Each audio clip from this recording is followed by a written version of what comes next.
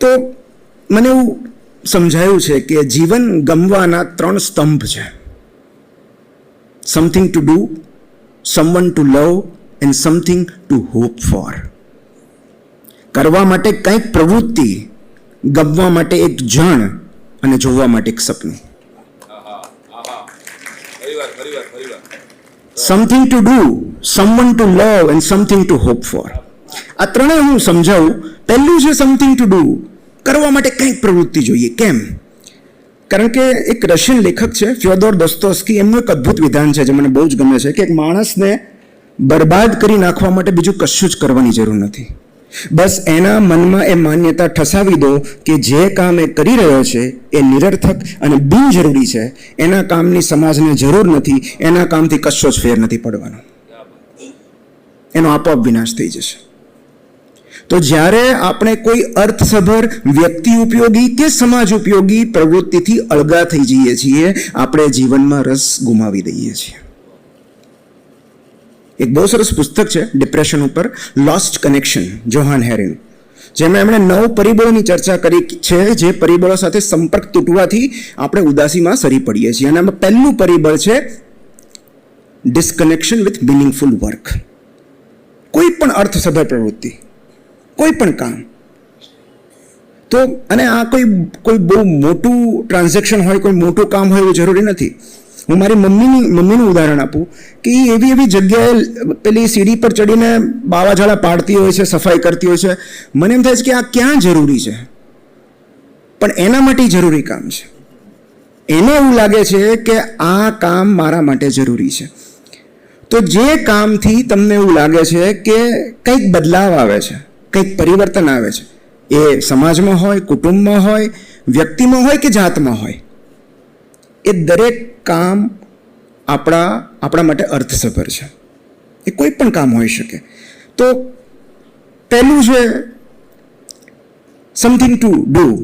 એક સુખી અને સંતોષકારક જીવન માટે એ માન્યતા બહુ જરૂરી છે કે હું જે કામ કરી રહ્યો છું એ મહત્વનું છે. લેખક વિલિયમ જોન્સનો એક બહુ સરસ કોટ છે, act as if what you do max a difference because it does. તમે જે કામ કરો છો એનાથી કંઈક બદલાઈ રહ્યું છે એવી માન્યતા સાથે કામ કરજો, કારણ કે એ વાસ્તવિકતા છે. બીજું છે સમવન ટુ લવ.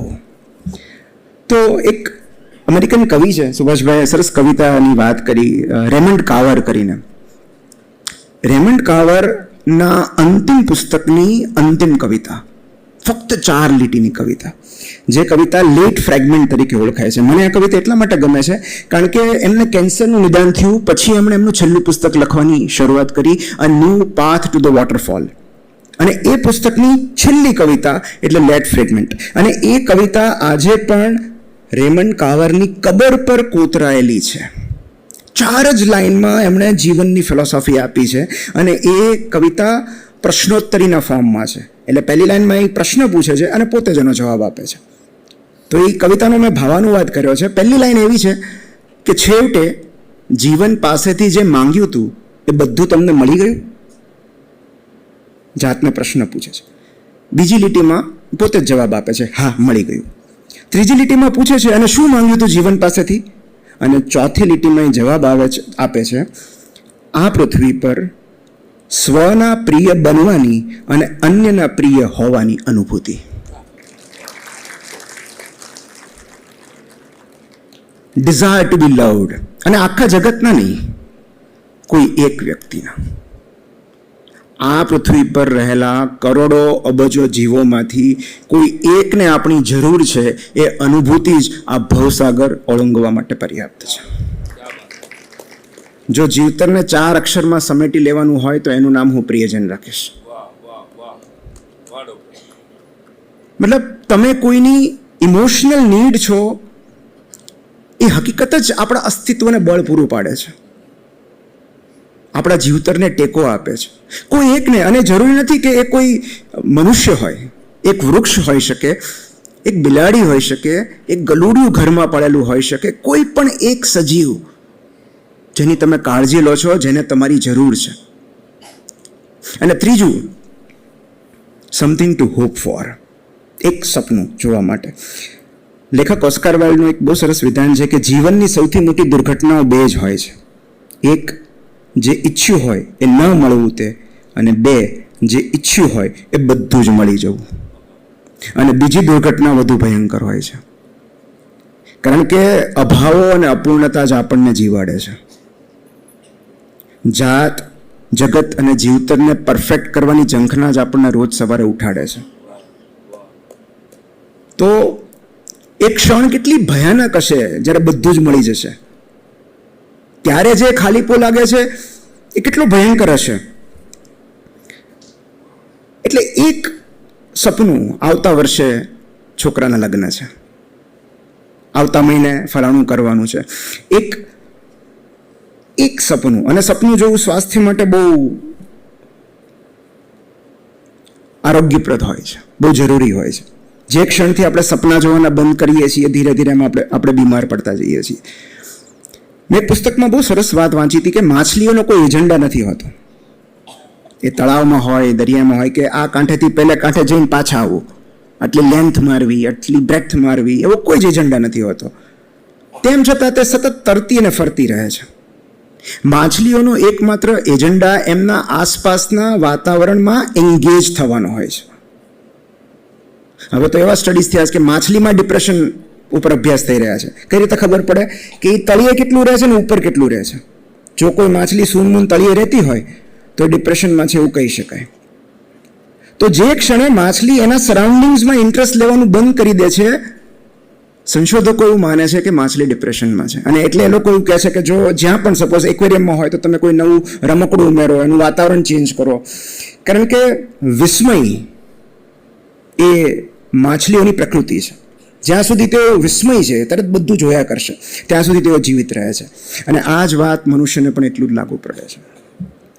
વન્ડર અને વોન્ડર, વિસ્મય અને પ્રવાસ, આ બે બહુ જરૂરી છે. અને મારા માટે મેં એવા 3 માપદંડ નક્કી કર્યા છે, કારણ કે મને ડિપ્રેશન હેરિડિટરી છે. ડિપ્રેશન એ કોઈ ફિક્શન નથી, એ વાસ્તવિકતા છે. અને એના 3 કારણો હોઈ શકે. એ બાયોલોજિકલ હોઈ શકે, સાયકોલોજીકલ હોઈ શકે, સોશિયલ હોઈ શકે. પણ because I am very vulnerable to depression, એટલે મેં મારા માટે 3 ક્રાઇટેરિયા રાખ્યા છે કે જીવનમાંથી રસ ઉડી ગયો છે મને ક્યારે ખબર પડે, મારે ક્યારે સાયકેટ્રિસ્ટ પાસે જવું. તો એવી 3 પ્રવૃત્તિઓ છે જે મારા માટે ક્રાઇટેરિયા છે એ નક્કી કરવાના કે હું સ્વસ્થ છું કે નહીં. એમાં પહેલો છે, જો મને મારી દીકરી સાથે મજા ના આવતી હોય તો મતલબ કે મારું માનસિક સ્વાસ્થ્ય બગડી રહ્યું છે. એને ખીજવવાની, એની સાથે રમવાની, એની સાથે વાતો કરવાની, એને બહાર ફેરવવાની જો મજા મને ન આવતી હોય તો મને જીવનમાંથી રસ ઉડવા લાગ્યો છે. 2, મને ક્રિકેટ જોવાની ઈચ્છા ના થવી. કારણ કે અહીંયા જયરાજ અંકલ છે, એમને તો અમે 96ના વર્લ્ડ કપમાં આઈ થિંક જે ભારતમાં થયો હતો, પહેલી મેચ ઇંગ્લેન્ડ ઓસ્ટ્રેલિયા હતી, હું ને પપ્પા છેક ભાવનગરથી અહીંયા આવ્યા હતા પહેલી મેચ જોવા માટે, જેમાં ભારત નહોતું. આ વખતે પણ ઇંગ્લેન્ડ ન્યુઝીલેન્ડની મેચ જોવા માટે, અને અત્યારે હું અહીંયા બેઠો ક્રિકેટ બસ પર સ્કોર જ જોતો હતો ટેસ્ટનો. તો મારા માટે આ એક એવી પ્રવૃત્તિ છે જે મને જીવન સાથે સતત એંગેજ રાખે છે. અને ત્રીજું, લખવું કે વાંચવું ન ગમવું તે. જો મને લખવા કે વાંચવાની ઈચ્છા નથી થતી તો એનો અર્થ એમ કે ધીરે ધીરે મને જીવનમાંથી રસ ઉડી રહ્યો છે. તો આ બધા સરાઉન્ડિંગ્સ છે, આપણી આસપાસનું વાતાવરણ છે. આસપાસનું વાતાવરણમાં રસ લેવો એટલે ગામના ઓટલે બેસીને પંચાયત કરવી એવું નહીં, પણ આ બધી પ્રવૃત્તિઓમાં રસ પડવો એ બહુ જરૂરી છે. કોઈ પણ હોઈ શકે એ તમારા માટે. અદ્ભુત કહી શકાય એવું રોજ સવારે કશું જ નથી બનવાનું. માટે રોજ સવારે જો તમને ઉઠવાની, કામ પર જવાની, કામ પૂરું કરવાની અને મિત્રો કે સ્વજનો સાથે બેઠા બેઠા ગપ્પા મારવાની મજા નથી આવતી, તો એ પૂરી શક્યતા છે કે જીવનનો મોટાભાગનો સમય તમે નિરાશ રહેશો. કારણ કે જો કોઈ પોતાના સુખનો આધાર જિંદગીની વિરાટ ઘટનાઓ પર રાખે છે, જેમ કે નવી નોકરી, પ્રમોશન, નવી કાર, પેરિસના પ્રવાસ, લગ્ન, અઢળક નાણાં, સંપત્તિ, સમૃદ્ધિ, તો એનો અર્થ એમ કે એ વ્યક્તિ જીવનનો મોટા ભાગનો સમય નાખુશ રહેશે. કારણ કે સુખ સામાન્ય ક્ષણોમાં રહેલું છે. સુખ તો મસ્ત મજાના બ્રેકફાસ્ટમાં રહેલું છે, ફૂલોની સુગંધમાં રહેલું છે, બપોરે ખેંચેલી ઊંઘમાં. અમને પૂછો, રાજકોટમાં બપોરે જમ્યા પછી બાળક રડતું પણ નથી.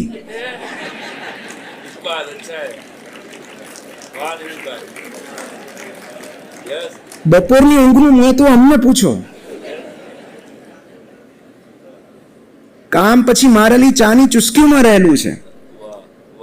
તો જીવનનો અપ્રતિમ આનંદ સાધારણ અને સામાન્ય લાગતી ક્ષણોમાં જ રહેલો હોય છે.